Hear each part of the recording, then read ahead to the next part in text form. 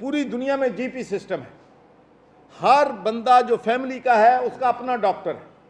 लेकिन पाकिस्तान में मैं 5 साल 10 साल से यहाँ पर हूँ, बेग कर कर के थक गया हूँ कि भाई खुदा के लिए वो सिस्टम लाओ। और उसका फ़ायदा ये होगा कि देखिए उसमें पर पॉपुलेशन जो है एक डॉक्टर होता है फैमिली का, और उसके पास पूरा फिर डाटा होता है इस फैमिली का कि इसको डायबिटिक है या इसको कौन सी मर्ज़ है, वो परमानेंट उसका डॉक्टर होता है, नंबर ऑफ़ पेशेंट्स उसके होते हैं। और उसका फ़ायदा ये भी होगा कि तमाम डॉक्टर जो हैं वो शहरों का रुख नहीं करेंगे, बल्कि फिर गाँव में उनके जितने पेशेंट होंगे वो वहाँ भी रहेंगे। लेकिन आज तक हम पाकिस्तान में वो जो जीपी सिस्टम है वो नहीं लेके आ सके हैं।